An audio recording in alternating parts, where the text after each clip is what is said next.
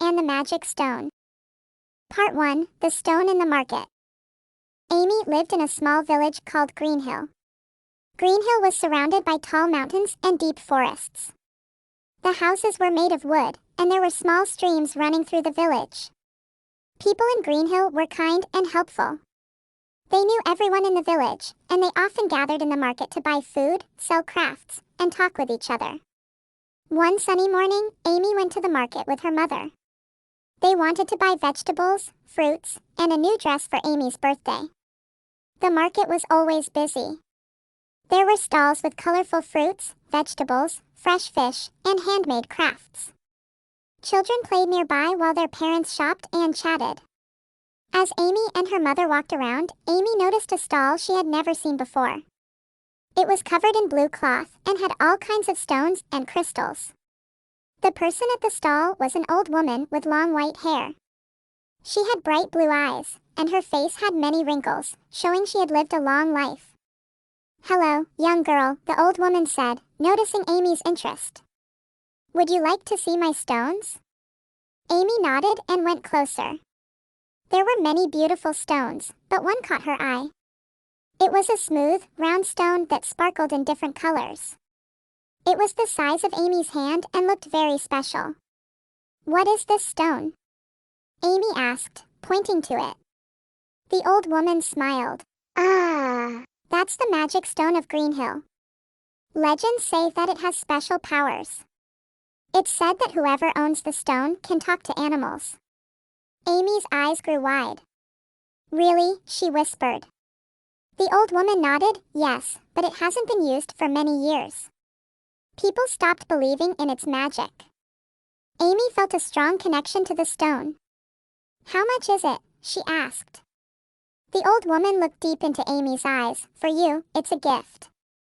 But remember, with great power comes great responsibility." Amy didn't understand what the old woman meant, but thanked her. The old woman wrapped the stone in a soft cloth and gave it to Amy. "Take good care of it," she said. As Amy and her mother left the market, Amy held the stone tightly in her hand. She felt its warmth and could hear a soft humming sound coming from it.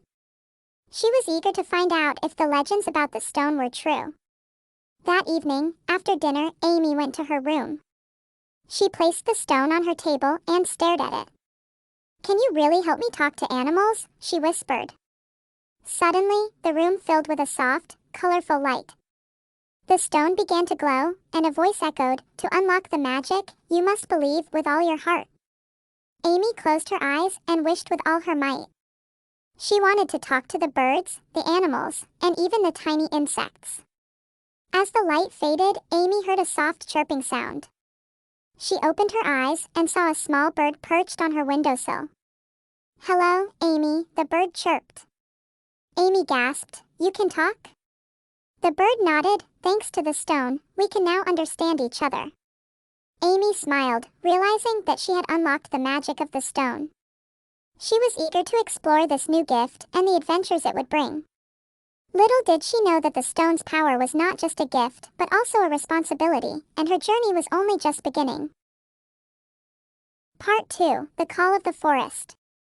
The next morning, Amy woke up early, feeling excited. She wanted to talk to more animals and see how the magic stone worked. She tied the stone around her neck with a string and headed out to the forest that surrounded Greenhill. The forest was a place of wonder. Tall trees touched the sky, and their leaves whispered secrets. There were colorful flowers, busy bees, and shimmering streams.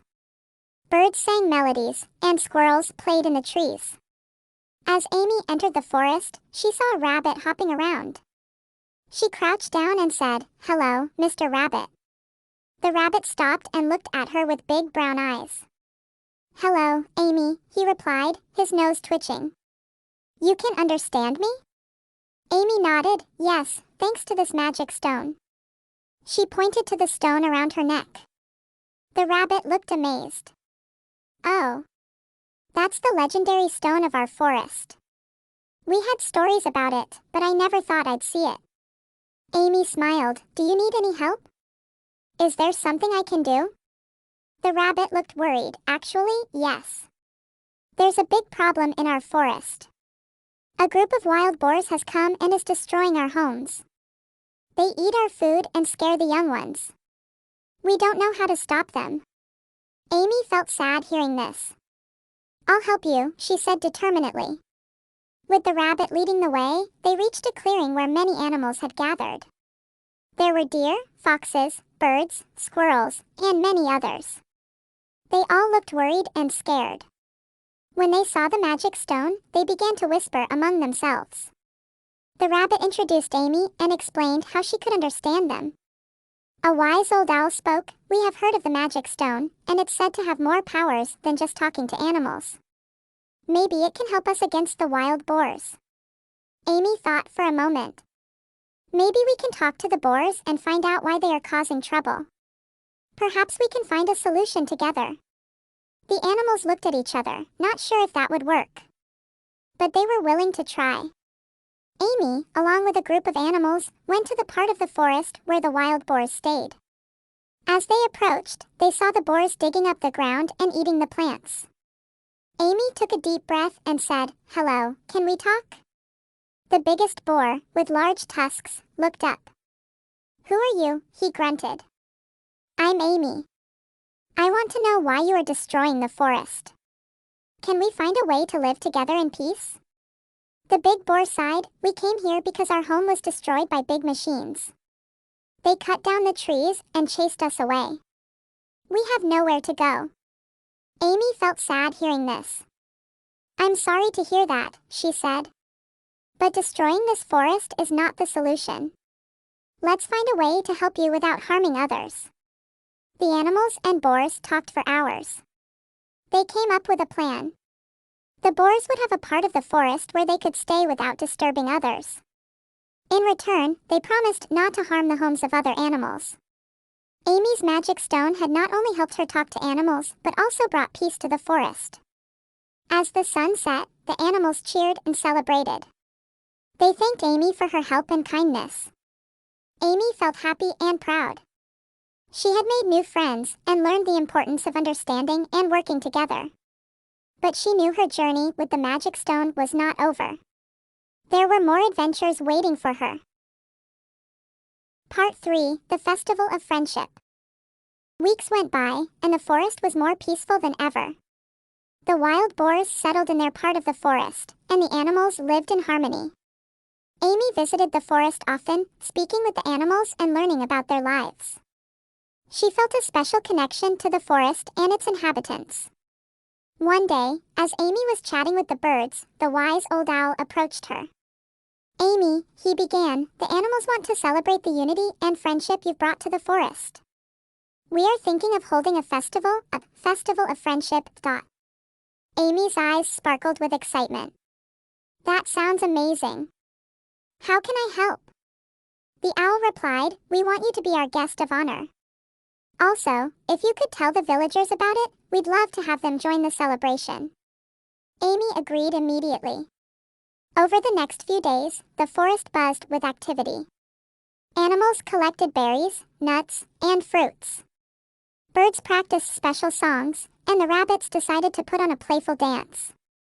The deer worked on decorations, hanging lanterns and flowers on trees. Amy went to Greenhill and told everyone about the festival. The villagers were excited and began preparing gifts and food to share with the animals. The children practiced dances and songs. On the day of the festival, the forest was transformed. Lanterns glowed in the twilight, and there was a large clearing with logs for seating. In the center, there was a stage made of leaves and branches. Villagers walked into the forest with baskets of food and gifts. They were amazed at the decorations and the atmosphere. The animals welcomed them, showing them where to sit and offering them forest fruits. The festival began with the birds singing a beautiful melody. Then, the rabbits danced, hopping around playfully, making everyone laugh.